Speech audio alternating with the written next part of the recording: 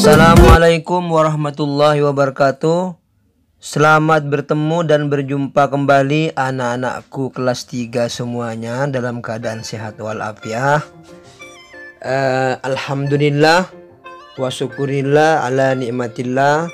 Kita pada pagi hari ini dapat ketemu lagi di pelajaran sejarah kebudayaan Islam, yaitu bab 2, mata pencaharian masyarakat Arab sebelum Islam. Baiklah anak-anak, sebelum pelajaran kita mulai, kita berdoa dengan harapan semoga pembelajaran pada pagi hari ini akan dimudahkan oleh Allah Subhanahu wa taala, dan dengan harapan semoga menjadi ilmu yang manfaat dan barokah. Bismillahirrahmanirrahim. Anak-anak kelas 3 yang saya cintai, pada minggu yang lalu kita belajar tentang bab 1, tradisi masyarakat Arab sebelum Islam.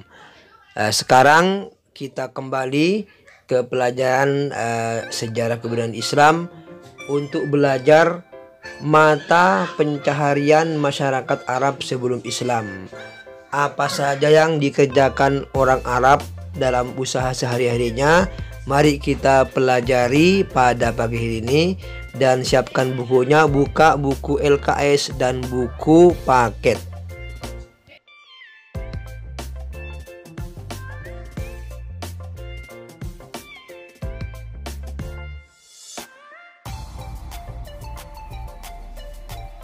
Anak-anak kelas 3 semuanya yang saya cintai, tujuan pembelajaran: peserta didik mampu 1. Menerima setiap rezeki yang Allah berikan. 2. Meyakini bahwa bekerja adalah ibadah. 3. Menunjukkan sikap kewirausahaan. 4. Menjelaskan sumber mata pencaharian masyarakat Arab sebelum Islam.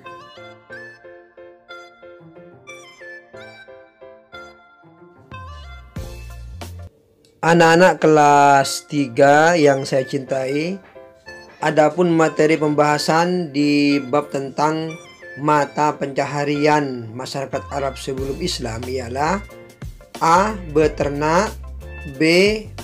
Bertani, C. Berdagang.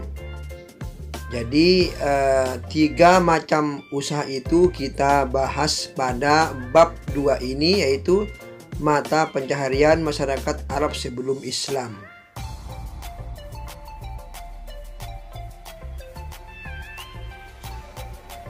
A. Beternak.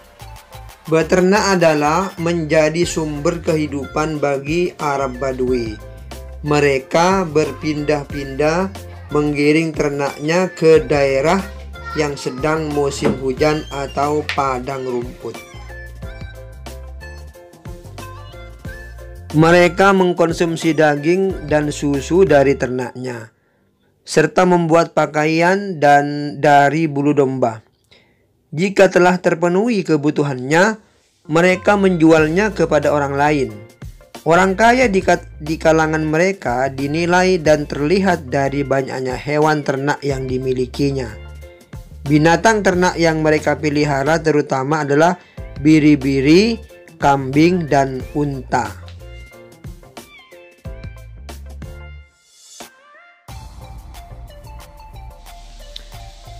Selain Arab Badui, sebagian masyarakat perkotaan yang menjadikan beternak sebagai sumber penghidupan, ada yang menjadi pengembala ternak milik sendiri. Ada juga yang menggembala ternak orang lain, seperti Nabi Muhammad SAW ketika tinggal di Bani Sa'ad. Beliau seorang penggembala kambing. Begitu juga Umar bin Khattab, Ibnu Mas'ud, dan lain-lain.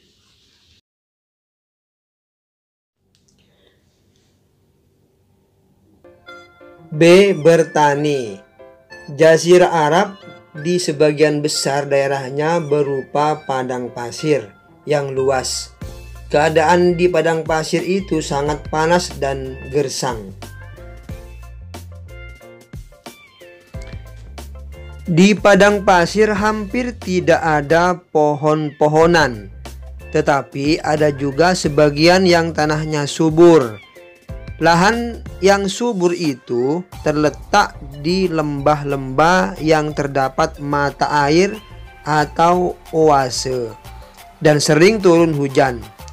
Suku Arab yang mendiami lembah yang subur itu mempunyai mata pencaharian sebagai petani. Tanah pertanian mereka antara lain sayuran dan buah-buahan.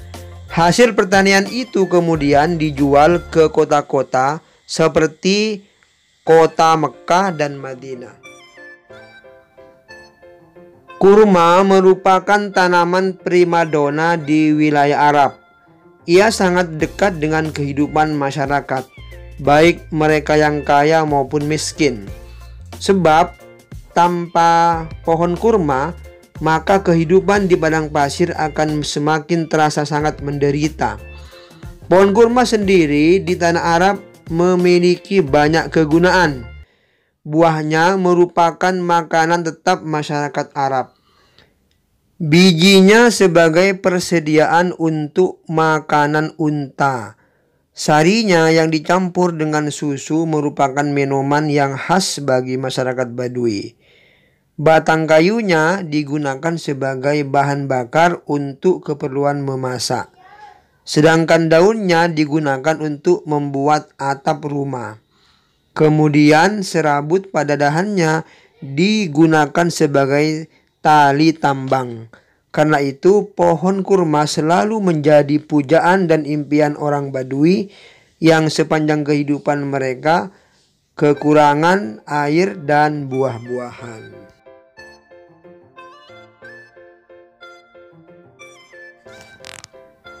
Pada wilayah-wilayah pesisir pantai banyak menghasilkan buah dan sayur-sayuran. Yaman merupakan wilayah tersubur di Jazirah Arab yang menghasilkan gandum dan kopi. Pertanian mereka menggunakan sistem tadah hujan, sedangkan jagung dan padi tumbuh subur di beberapa wilayah Oman. Sedangkan di Hadramaut dan Mahra utamanya menghasilkan palawija. Hasil-hasil pertanian inilah yang menjadi komoditas perdagangan di Arabia.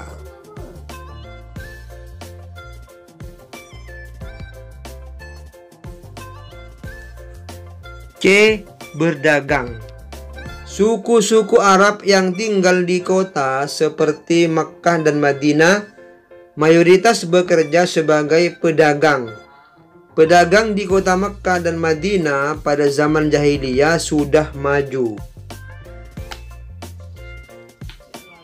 Mereka berdagang bahkan sampai ke luar negeri. Perjalanan dagang mereka dilakukan dengan berjalan kaki, naik unta atau naik kuda. Negeri tujuan mereka antara lain Syam atau Syria, Yaman, Persia, Habsyi, dan Mesir. Negeri-negeri itu sangat jauh dan dari Mekkah. Mereka harus berjalan melewati padang pasir yang luas selama berhari-hari. Biasanya mereka berangkat secara berombongan untuk menghindari perampok di perjalanan. Rombongan pedagang itu disebut kafilah. Mereka pergi berdagang kadang-kadang berminggu-minggu bahkan berbulan-bulan. Barang dagangan mereka antara lain kemenyan, kain sutra, barang logam, kulit, dan minyak wangi. Sewaktu kembali mereka membawa gandum, minyak zaitun, beras, jagung, dan pakaian untuk dijual di kota Mekkah dan Madinah. Pusat perdagangan yang terkenal di Mekah adalah Pasar Ukaz yang terletak di dekat Ka'bah, Pasar Dil Majat, dan Pasar Majna. Suku Quraisy merupakan penduduk Mekah yang memegang peranan dalam perniagaan di Jazirah Arab. Orang Yaman terkenal keahliannya di bidang perniagaan. Selain itu, kota Mekah memiliki Ka'bah sebagai tempat orang-orang di Jazirah Arab melaksanakan ziarah atau ibadah haji setiap tahunnya. Kebiasaan orang-orang Quraisy mengadakan perjalanan perdagangannya ke daerah-daerah lain. Allah Subhanahu wa Ta'ala mengabadikan perjalanan dagang mereka sebagai perjalanan dagang yang sangat penting dalam dunia perekonomian, khususnya di Jazirah Arab, yaitu perjalanan musim dingin menuju Yaman dan perdagangan musim panas ke negeri Syam. Pusat perdagangan seperti pasar-pasar tidak sekedar sebagai tempat jual beli, tetapi juga menjadi pusat peradaban, kekayaan bahasa, dan transaksi-transaksi global. Bahasa Arab orang Quraisy pada saat itu menjadi bahasa yang paling mudah diucapkan, paling enak didengar, serta paling kaya perbendaharaan kata dan maknanya.